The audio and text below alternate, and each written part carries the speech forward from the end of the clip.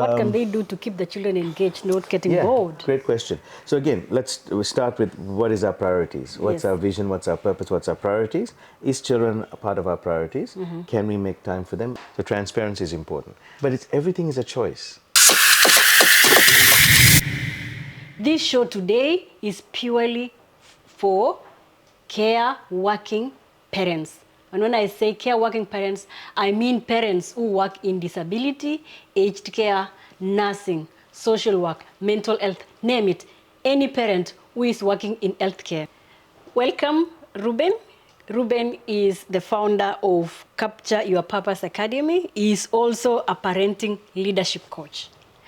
Thank you. Now, our channel, Inspire with Chebo, is a channel that carries lived stories from care workers, blended with constructive conversations from professionals like Reuben to complement our education and information profession. Our discussion today is around the recently introduced ban for under 16 in Australia. Cutting a long story short, I would like to welcome Mr. Reuben.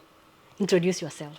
Thank you so much, and I appreciate the great welcome, Carol, and the great work that you do as well on this podcast. Yes, hello, audience, and I want to actually, before I introduce myself, say thank you to all our care workers for all the amazing work that you do. We really appreciate it. We really I think you're amazing. I think handling shift work and coming home to family, leaving from family, juggling all these things is extraordinary. So I really appreciate that. Yeah, so as for me, my name is Reuben Sarvananthan. I was born in Nigeria, raised in Australia, Sri Lankan parents, and so I come from a wealth of different cultures. Australia is my home for the last 4 decades, and I'm super excited with who we are and what we are building here. I have 9 children, 6 girls and 3 boys, from the ages of 25 all the way down to the age of 8. And so I think I was told that I might be someone who might know a little bit about this sort of stuff. In Australia, the government recently introduced a social media ban for under 16 to protect children. How do we promote connection between us as parents and children in the face of this ban? Very good question. So I think I like what you said about how do we protect and how do we connect. Yes. And I think those are the 2 things that we should talk about, because care workers do come home, they leave from home, functional, dysfunctional families, whether it is or not, there is a huge, maybe a new responsibility put on us. And maybe it was always there, but now there's an intention now because of the ban. And now we're left with the question, do I connect with my children? Do I use this opportunity? Because I like to say that the things that feel bad and negative can either be seen as negative and bad, or they can be seen as opportunities. Yeah.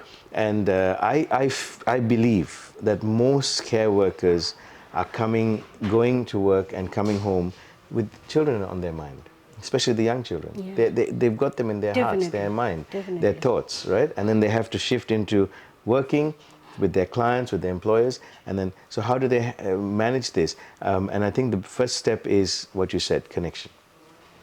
What do I do when I come home? How did I connect before I just left? Yeah. And it doesn't actually take a lot to do. It could be as simple as giving them something and touching them, physical touch. Yeah. It could be something as a simple word. Yeah. I love when I leave. Back in the day when I was getting my kids organized for school, the ones that we didn't homeschool, I would put I call it a love note. So I put a little note that said, "You are amazing, have a great day." I'd hide it in their lunchbox. "Love, Daddy." So when they opened their lunchbox, they're like, "Oh!" Okay? And they loved it. Now, how I knew they appreciated it is when I stopped doing it. And they go, "Dad, what happened to the note today?" "Oh, so you actually like that note." Right? So that connect is a good intentional thing that we have to do. It's not easy, but it is necessary. So who is supposed to enforce this ban? Is it parents or the government or the social media themselves? Who is supposed to enforce this? Yeah, great question. I'm not qualified to tell you definitely this is what it is. But as a parent, I believe the government and the government has enforced something, they are going to fine the social media platforms if they don't do something. But I think it is giving an opportunity for us as parents to say we need to do something. And the something we need to do is have an empathetic communication with our children, despite what we believe. Some parents are like, oh, this is terrible, it's going to make things worse. And other parents are like, perfect, my kids have been on social media for too much. Neither of those things are going to really help our child. But an empathetic connection that says, how are you feeling? What's going on with all of this? What do you think about this? And those who have never connected, do you think the young people are going to give them a straight answer? No. So what do you have to do? It's that continuous conversations that are small little bite sizes that will start to create some trust. For those who have a great trust with their children, it'll be like, man, this is so bad, or I feel how it's bad for you. I think it's great. How do we navigate this?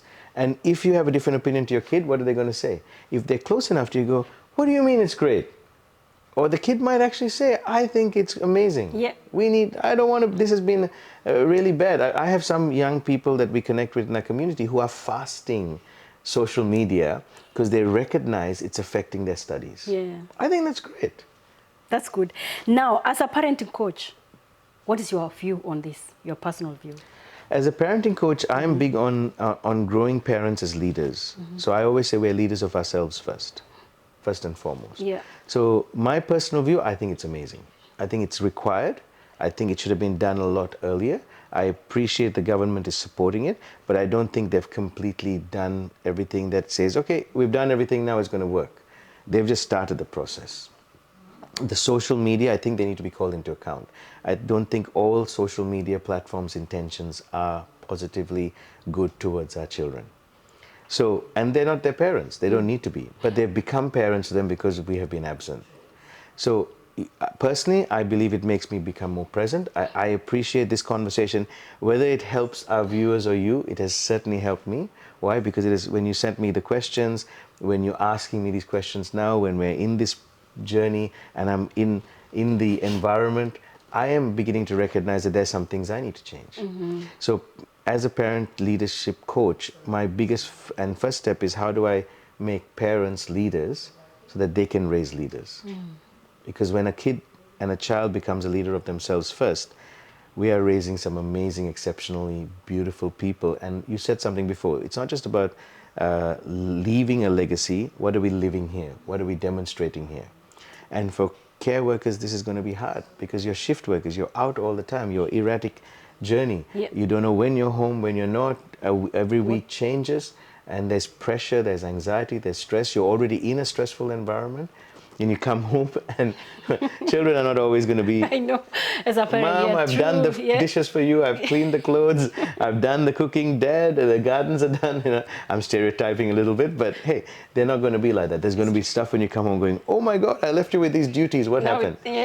Okay, who's cooking? Oh, I got to cook. Oh, I got to bring takeaway. So there's a lot of pressure there, but we have choices, and choices will produce. If we make good choices and just little steps, it'll make a huge difference.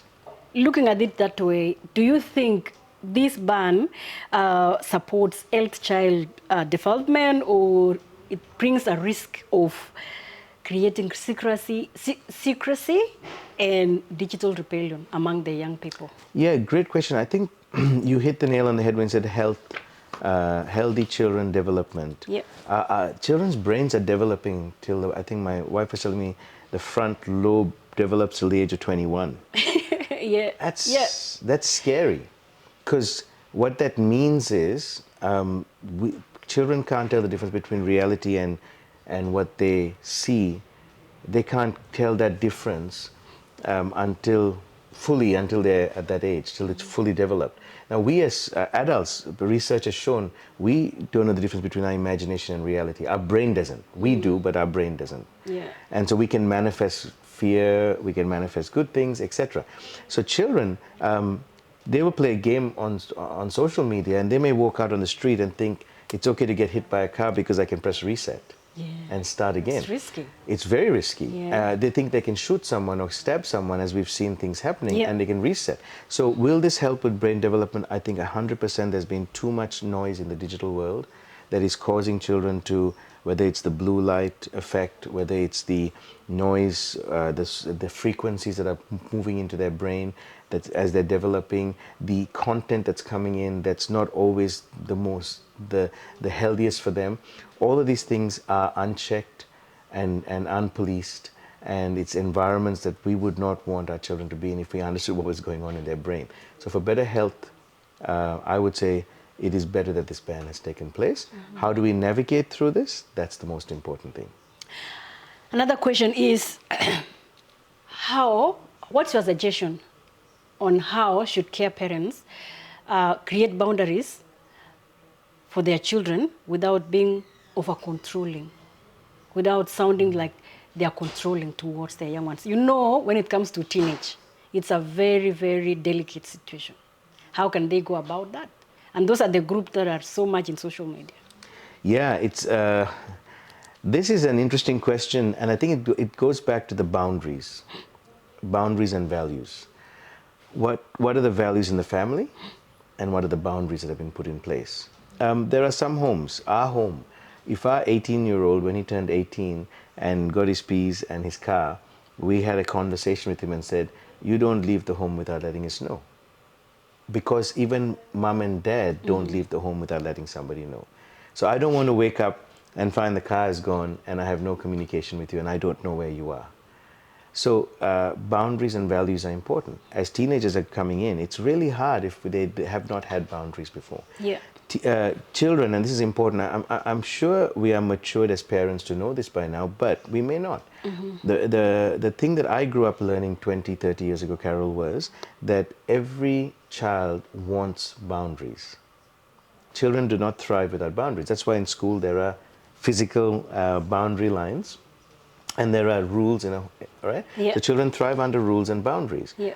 But the second thing is children will always push the limits of their rules and boundaries. Especially the teenagers. All right? And because they push it, it doesn't mean that it's bad. Yeah. It's healthy. Right? They want to push and say, can I go past this boundary? So in a physical environment, in our homes, children will try and open the door when they're young and try and go outside. What do? We come and yell and scream and say, don't do this. Or we can take them out with us and say, see that road there, it's really dangerous, or see that place there, I don't want you to go there without me, so ask me. And now you've created a healthy boundary. But you're also celebrating them pushing because you want them to push. Yeah. Emotionally, can we do the same? If we have good values, then having conversations with teenagers are important. What strategies would you suggest that parents in care can use to replace screen time with meaningful connections with their children? That's a great question. I think, I love that question. I think regardless of the ban, we should be doing that, right? Yes. But now the ban has given us an opportunity Yes, to use exactly. and I think we can use it to our advantage, right? True, yes. So how do we replace digital noise with a meaningful connection between a parent and a child? Yes. That grows this trust, this love, this ability to help children to be in a safe environment. Some of the things I would say is look at activities that, like you don't have to choose new activities. What are activities you're currently doing as parents in the home, or even like shopping, example, outside, that you could engage your children with? So when I go shopping, for example, I might take one of my under 15-year-olds with me, not both, because they'll drive me crazy. Yes. They might not, but just having one-to-one, say, hey, come to the shopping with me. I'm teaching them something as a leader that one day they'll need to learn to do the shopping. When we go there, we might engage in a few little bit, but I'm also intentionally having to recognize, hey, I need to release the time that maybe it takes an hour to do shopping, it's going to take me an hour and 20 minutes. Just because I've got this young one with me that I'm going to have a conversation with, not just say, come, I'm in a hurry, we've got to go, we've got to do this, we've got to do that. And so that could be one. Yep. If you're in a hurry, don't do it. If you're on your way home, don't do it. If you're cooking a meal, could you ask your teenager or your underage kid, who's not just a teenager, who's also in the band, who's been on social media, say, hey, come, cook with me. Could you come clean up with me? Yeah. And not all of them would like it, but choose an activity that they do like. what would it look like if you have a little debrief at the end of a day before they go to sleep? Tuck them into bed.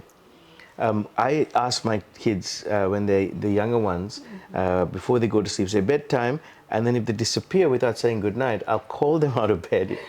Not an hour later, I'll say, hey, you haven't said goodnight to me. And so they come down, they give us a hug, they give us a kiss. Now, it's only a minute. And sometimes my wife would say, honey, why are you disturbing them from bed? Now, of course, if they're asleep, that's different. But within 5 or 10 minutes, what it's doing is creating a 30-second engagement. And I try to hug them. And I like my little boy. He actually says, Dad, put both hands on, because I might be on the computer. I might be, but Dad, hug me with both hands. Oh, and I love that engagement. My daughter might not decide to hug me, but she'll say, hey, good night, and run, and come back. And this that 30 seconds of saying, hey, I want you to know I see you. So little things like that could make a difference. The last thing, suggestion I would make is have a meal. Even if it's just 3 times in a week, have a meal together for 20 minutes.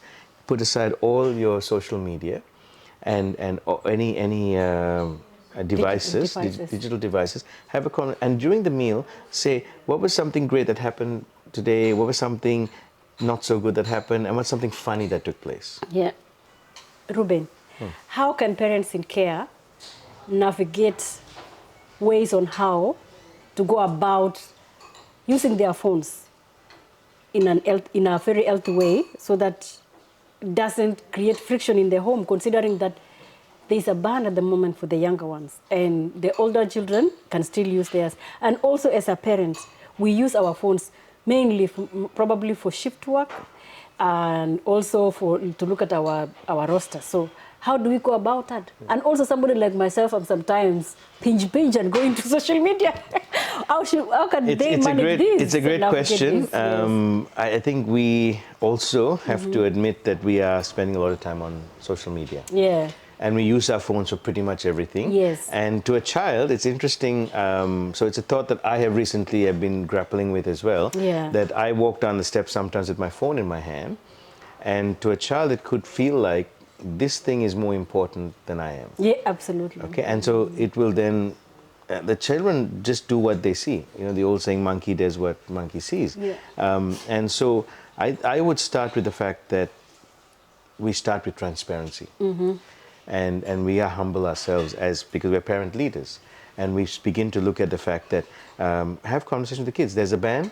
Hey, this is a struggle for me too. I am on social media. I'm looking at rosters. I'm on the phone a lot of the time. I have a lot of things that I do as a care worker. Those are conversations to have with the children. But the other thing, Carol, is this. And I tell this to my children as well. I am an adult who's making choices and decisions. Yeah. You're a child who needs to be molded so that you make better choices and decisions. And there'll be some things that I will say, don't do what I do, right? I know of parents who have had lung cancer because they were cigarette smokers. Of course, they're going to tell their children, even though they can't stop and they're sometimes still addicted, they are telling children, I don't want you to go down the pathway I am. So transparency is important. Second is being able to, as parents, this could be a great discipline. It could be saying, hey, when I come back from work, all I want to do is have dinner, relax with my phone. It's normal. It's expected. Yeah. But maybe it's instead saying, hey, I need to take the dog out for a 10-minute walk and asking one of the young ones, would you like to come with me?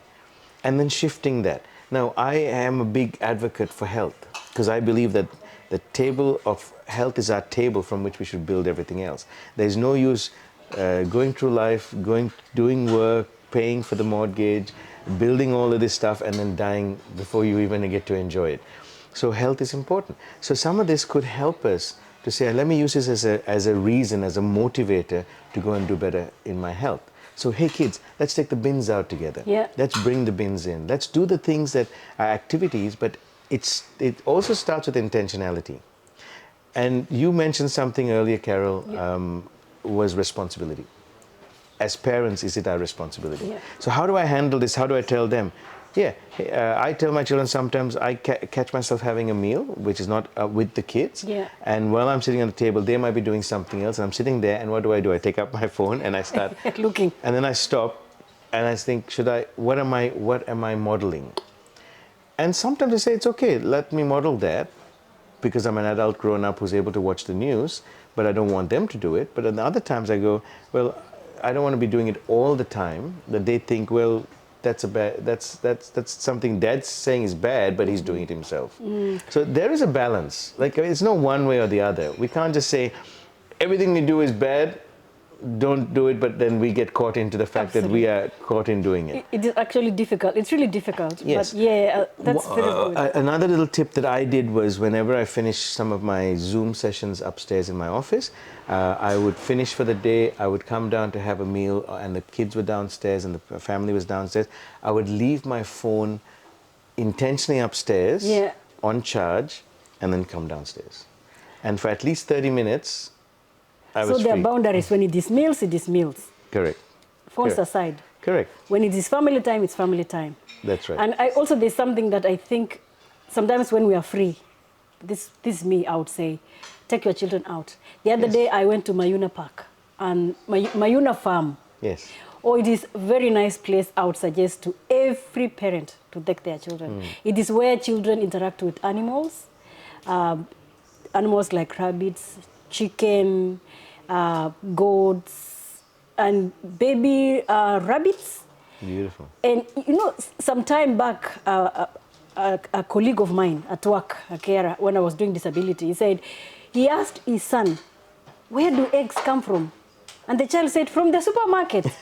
So I think it is time that parents also find time. Absolutely. With this social media ban, it's about time that parents connect with their children, take them out to see these things in reality, to know that eggs do not come from the supermarket, it comes from the chicken. My oldest children had an argument with me that milk does not come from cows, it comes from the supermarket. You so see? I totally relate to you. And again, it's because I had to make some decisions to take them out to, we didn't have Mayuna farm back then, but we took them out to the farms as we were driving and just showed them, hey, these are the cows, these are where they come from. But you're absolutely right. But it goes back to that engagement again. We talked about what can I do, and little things. Once a month we can make a decision to take the kids out and put in your diary. I had to put events with my children and my family in my diary so it didn't get filled up with other events that were taking place, and then I'd put them aside. The most important people in our life we put aside and try to spend time with them when we can, rather than intentional. And if we're putting in when we're going for our shifts, we're putting in when we're meeting with other people outside of our family, we should put in also time with our family that's intentional. This is a question that is almost the same as that one, and this is about how can parents help their children emotionally and socially navigate this ban, especially the teenagers, because I believe that is the group that are really into social media. Emotionally and what was the other word? Socially. I think it's a great thing. Emotionally first would be, again, engaging the conversation, creating an opportunity of empathy. So I understand what you're going through, or I want to understand what you're going through. Sometimes we shouldn't tell the kids, I know everything about you, I understand what you're going through. Don't. You must feel like this. No, how are you feeling about this? How are you feeling about the social ban? And then hopefully if they're conversing with you, they ask you, hey, mom or dad, how are you feeling about it? And having those just vulnerable conversations, but knowing their age, right? And you wouldn't want to be swearing at a 5-year-old saying, oh, that effing government, how could they do that? It's making more stress. Like, that's not appropriate. But with a teenager, you might say, look, I really don't like what they're doing, but I think, well, it is what it is. Let's see what we can do around it. I really don't like when seatbelts came in. I don't know if you're in Australia, but I grew up here, and there was a time when seatbelts became legal for everyone. It was illegal in the back to not have seatbelts. But there was a time when you didn't have to wear seatbelts in the back. Same in Kenya. And when they brought it in, everybody was upset. But now it's just a normal part of life. So another type of conversation the parent can have is, hey, I think it's a great idea. I always want to hear what your thoughts are. And then kind of creates a little bit of a spark if they go, really? Why would you think that? Or they might go, yes, I think it is too. Socially, I think if the foundations, and I truly believe this, if the foundations are strong in the home, then our children become resilient social people outside who are influencers rather than being influenced. So what I'm getting from you is this: parents, encourage open conversation with your children. Empathize with your children and try to understand them. Have engaging, meaningful conversations with them. Yes. Now, another question. And you don't have to disagree. You don't have to show, if you disagree with something they say, you don't have to shut them down. Yeah. Because if you shut them down, they won't talk to you. Yeah. So you mean be open. So when you say meaningful, open conversations, Yes. you're asking them to give you what they think. Yes. And if they give you what they think and you don't agree with it, it's a great time to process the values in the home. And say, But then even if I don't agree with it, we need to sit down and have a dialogue. Yes. And reach an agreement, come into and the that middle. may not happen immediately. Yeah, it takes It time. could happen over a year. It could happen over months. It could happen over 10 years. It depends on the level of engagement, right? And the connection Yeah. point. And if they're now getting to a place where they're getting close to becoming adult teenagers, then it gets to a place where you go, okay, well, that's a great opinion. I don't agree with that opinion myself, but I appreciate that you have that opinion. Perfect. What would you suggest, or what would you suggest to employers of these people, considering that they are very busy all the time, chasing after shifts, working overtime, experiencing emotional, stress and stuff like that? What would you suggest to employers, considering that having that ban is adding to another burden to the parents? What would you suggest to the employers to do so that they can support these people to have a well-being, have a quality of life when they are working? No, I think that's a great question. And I think, Carol, with that question, as employers, we need to be more aware of, especially with shift workers and their homes. It is a very huge dynamic, because they're not just employing an individual, they're employing an individual who's part of a family that is disrupted in a sense from that regular 9-to-5 kind of style of work. So I think at this stage, at this moment in time, we are not very clear with what this ban looks like. Employers should help provide information in what this ban looks like, because what I hear so far is there's a government ban, there's a social media responsibility, but I don't hear anything about parents. And I think employees can help bridge that gap and say, okay, so the government has said XYZ, social media is doing ABC, parents, here's how ideas, options, maybe having workshops for parents who want to show up, maybe having some sort of PDF or email that is sent out on a regular basis, reminding parents that there is a ban. How are you going emotionally yourself, mental health, as you go home to these bans, or as you navigate through that? And do you want to talk about it yourself? Maybe providing some sort of counsel, recognizing that this is actually quite a big change, massive change that has come in quite quickly. I think also educating our parents that this is not a bad thing, putting statistics around why the ban is important, the pros on it, because if we just talk about the cons, then we are still proliferating a negative view of this. Whether we agree or not as parents that this is a good thing, it has happened. So do you think, is it helping or is it not helping? The ban? Yeah. I personally believe it's going to be a great opportunity. And whether it helps or not, it's there. It's not going to be reversed tomorrow. So it's going to be there at least for another year. So is it helping the development of, is it helping the children? Is it helping the situation, or are there concerns? I think it can do either. I think it's going to come back to the leadership of our nation and the leadership of our parents. Because I can look at it and say this is terrible and just not do anything about it and let the children navigate themselves through it, which is going to be disastrous, by the way. Or I can engage with it, take some time in my busy schedule and go back to what am I building, what do I want my children to build into, what are the values that I want my children to engage in, and how does this social media ban fit into all of this. And I think having conversations even with with our employers are important, because they will help us in that, because we spend a lot of our time in What about our local members of parliament? I think they can shed some light on this. 100%, they should, and they need to. So I think clarity is important. At the moment, we don't have clarity on what does this really look like. Yeah. As I was saying earlier, there are some children who have been given okay that they are old enough to be there, and the only way they could have done that, in my level of understanding right now, is that they have lied on their age. Yeah. And then whatever picture authentication has been taken has shown that they are old enough. Now that's a concern, right?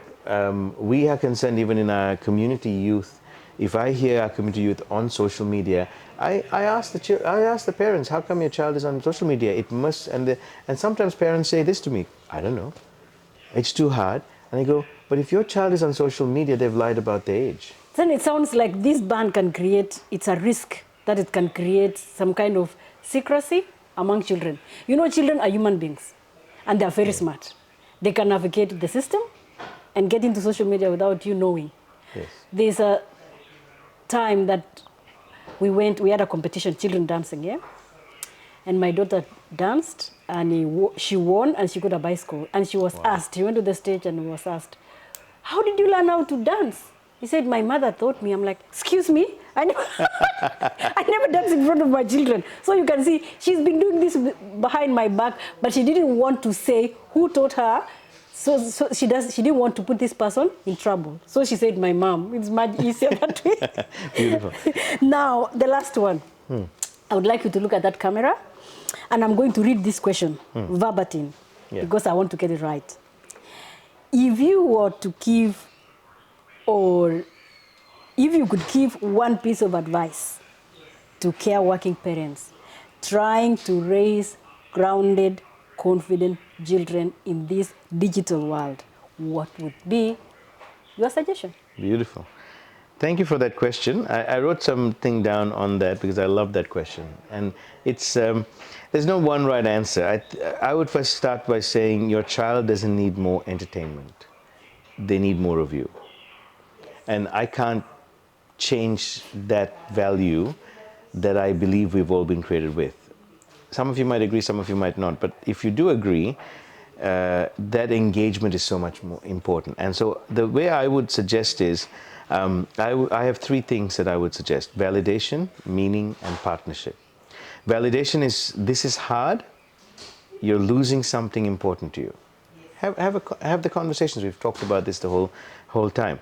Meaning, we're not against you, we're for your brain, your sleep, and your confidence. We recognize that you're developing, and we want to be part of that recognition that you develop in a healthy way. Would we give you drugs? Would we give you cigarettes to smoke? Would we give you alcohol? So why would we give you a social media that's in a position that's causing more harm than health? There's a reason why the government's banned it. Okay. Third is partnership, and this is important. It's not just laying down the rules, but it's saying, as parents, let's figure this out together. Let's figure this out in a connected way. And so that means you don't just go, all right, I made a decision, here's what we're going to do, boom. As I often tell our children, have a discussion, not a decision. And so when I'm chatting with them and I'm hearing them, sometimes they get excited. Oh, Dad, that means you're going to do what I've asked you to do. No. This is a discussion. It's not a decision. But at the same time, when you're coming and saying something, are we having a discussion, or have you decided something and now you're just telling me? And so having those three things of validation, meaning, and partnership, I think would be the thing I could leave you with as parent leadership. We are leaders of ourselves first, and we are growing mini leaders that are leading already. And we want them to be the influence, not be influenced. And they can learn from the environment, but not be influenced to change their values.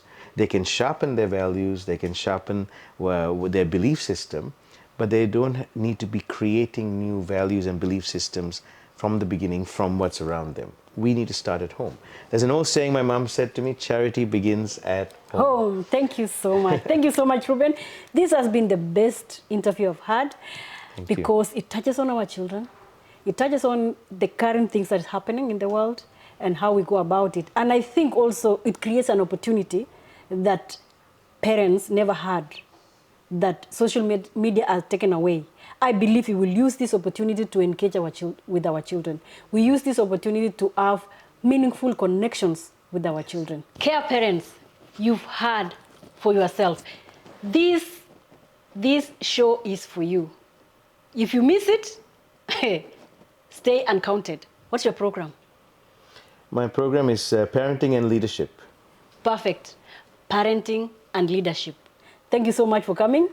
No problem. Thank you for having me. Looking forward to more of what you're doing. Thank you so much, and thank you for watching. See you again in another episode of Inspire with Chebo.